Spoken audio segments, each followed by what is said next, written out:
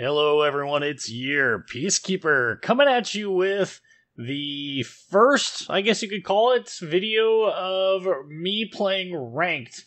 And yes, rank 19 is where I started this whole trip off. And of course the first battle is going to be none other than Alabama. And we're going to kind of use this video.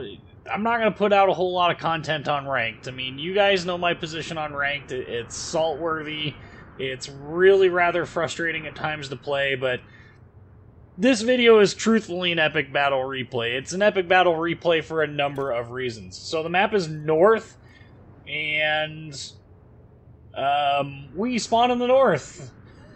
There's really not a whole lot to say about the start of this. I mean, it's really your standard starting positions, and we're going to go towards B. Now, tactically, probably not the most sound idea in the game. However, Alabama has a fantastic torpedo defense system, and with a fantastic torpedo defense system comes a little bit extra confidence when dealing with the fact that there are 3 destroyers on the enemy team. Yes, 3.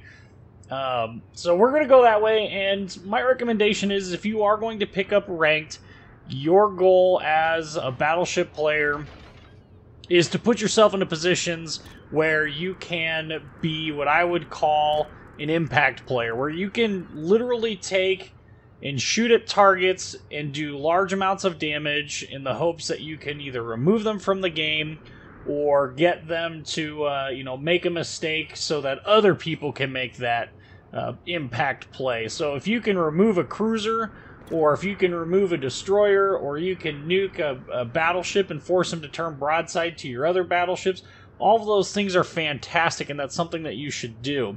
Now, of course, if you're playing a cruiser, your job is to support your destroyers as best as you possibly can.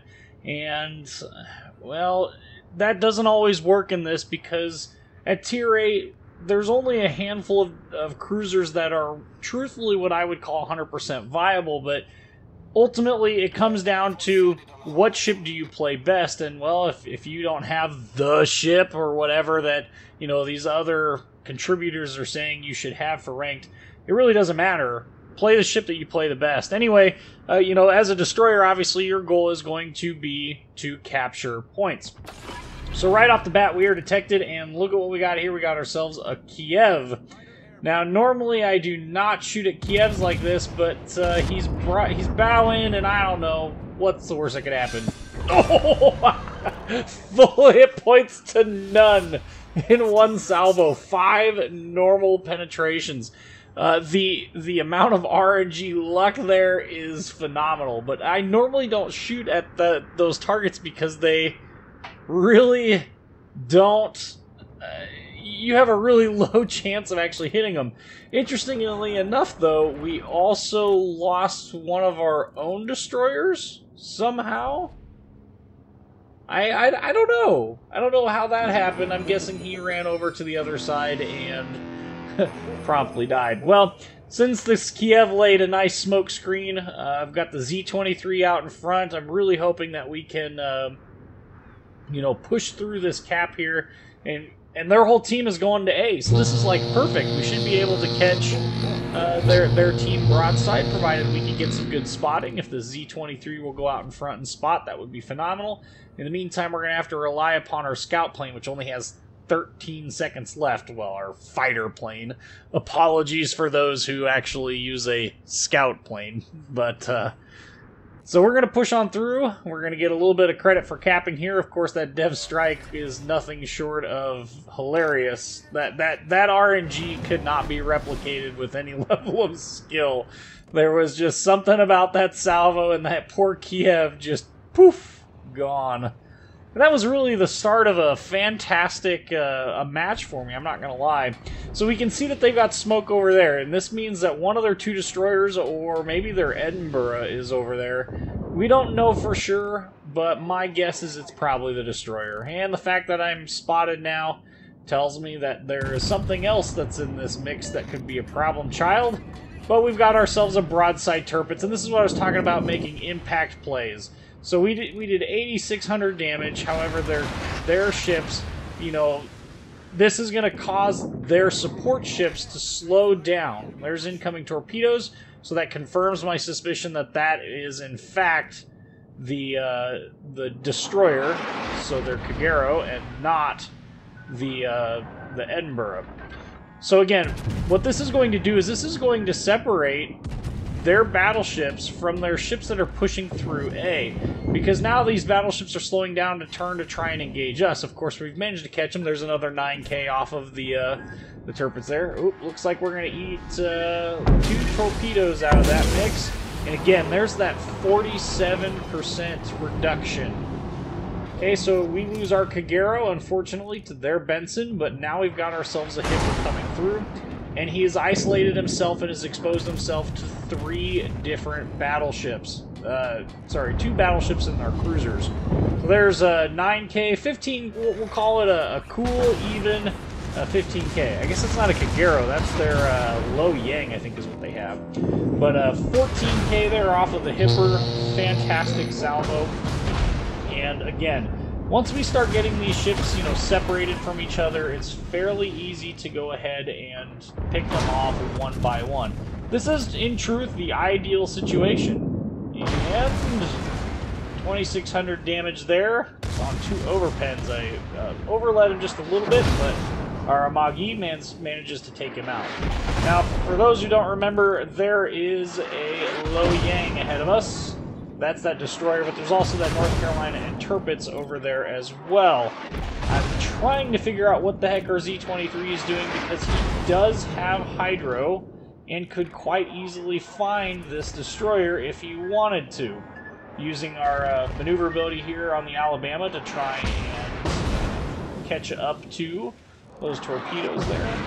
And, okay, we can see that he is trying to sneak out and away through there, so blind shot into the smoke and end up missing. No surprise there. North Carolina off to our side. He is exposing a pretty good broadside, so what's a Citadel? Oh, down goes our Otago. So things aren't looking so hot right now, to say the least. We've got our Z-23 fighting a Low Yang. I'm not overly confident that that's going to... Oh, they rammed each other. Well, that's probably about as good of a trade as we could have asked for. So our Hipper is playing the delay game there with the Edinburgh and the Benson, but we are continuing to push through the Amagi and I. And look at it. Ooh, that's a good shot cluster. Yes! 27,000 damage. And this is the isolation that makes this extremely fun if you are, you know, pushing through. Didn't look like we were going to win this one at this point, and unfortunately, you know, I don't have enough damage done here to offset what our destroyer has done, so we're going to have to step up our A game. Even though we've got First Blood, even though we've got Dev Strike, even though we've got High Caliber, we got to step up the A game. So you can see me there pinging on the map. I was really worried about the Tirpitz making a sudden turn back, but I don't think he's going to really present that as an opportunity here. This North Carolina is going to continue to push on through, and 8 minutes into this match, we're up to 80,000 damage. This is a pretty good game for a ranked battle, and you can see that we've got ourselves a perfect situation here where this North Carolina is just once again exposing just a continuous broadside. I'm not going to complain. I mean, this is literally taking advantage of the enemy here. So, shot out again on him. How about another 22,000 damage? And shot out there on those guns, but because the game... Apparently, something's changed with the way the aiming system works. That should have been a guaranteed kill, but what ended up happening instead was not. The reason why I say that is because usually what happens when I cycle that way, when I use the right mouse button to cycle out, it allows... Oh my goodness, are you kidding me? Shoot through him, trying to get the kill, finish him off. So at this point, we're turning away. We got a Benson here at close range, but really trying there, you know, something about the right mouse button, it just doesn't seem like it wants to accept that input, and it like changes where I'm aimed at, which is unfortunate. But once again, broadside battleship, Tirpitz here, exposing a broadside. lopping off some pretty healthy numbers here. And incoming torpedoes from that Benson. Good stop there by the Amagi. One overpen. That was an interesting overpen. So now that we know where the Tirpitz is at, we can go ahead and we can focus on just taking him out. And we don't want to turn too far and accept the torpedoes there, but it looks like our Amagi manages to escape the torpedo doom there from the Tirpitz by only taking 2, but how about 13,000 damage taken off of him there? And now we've got our other salvo out. Another 4,300 damage. Two pens equals 4,300 damage. Thanks, Wargaming. So our Amagi is desperately trying to avoid the AG spam that he is receiving, because he knows that he's going to get, if he gets started on fire, that could very well result in him being burned to death. Now the Tirpitz doesn't whoa, look at that! Wow, that was some really good dispersion there. The Tirpitz decides instead to shoot at our Hipper and not at anything else. Nope, we got one overpen there, blind firing at the Benson, and now we are going to end up disappearing because we're no longer within his detection circle, because even though we fired, the island is there blocking it, so that's always good. Now it's time to push up. And we've got a Benson that we could address, or we can go loop around and try and head off the Edinburgh. I'm going to try and help this Amagi, though, because if we can get out here and we can find this Benson, I think we can win this. We got 2 caps, and we're ahead on points, but ultimately, you know, it's not ideal for a destroyer, or a battleship, 2 battleships even, to go up against even a single destroyer, but we gotta. Because our Hipper is really low on hit points, and we need him to get out of the line of fire for the Edinburgh, because if he's in the line of fire, the Edinburgh will kill him. So Benson, I was fully expecting the Benson to go the other way around. Let's see what... Oh, detected. He pops up. Mistake on his part. And promptly gets removed from the game. But you know what that means? That means he launched torpedoes. So it's time for me to make a decision. The Amagi is going to go around to the north side. I'm going to go to the south. And we're just going to intercept the Edinburgh. 137,066 damage. Still no additional achievements. So we need something to think about there. But look at how many hit points our Hipper has. 237. Oh my goodness. Talk about cutting it close. Their Edinburgh decides to leave their point. Okay. One thing is, when we get to the end of this, it's fairly obvious. Oh, there's the Edinburgh. So the Edinburgh is on my side. We got plenty of time to line this up. That scout plane, our fighter, doing a very good job of spotting.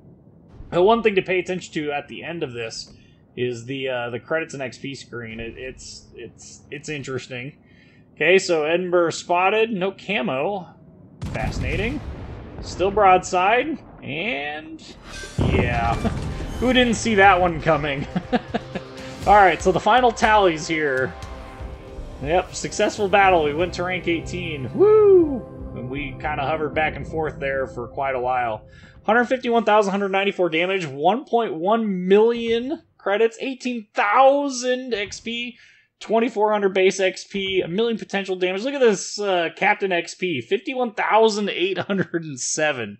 Incredible return on investment.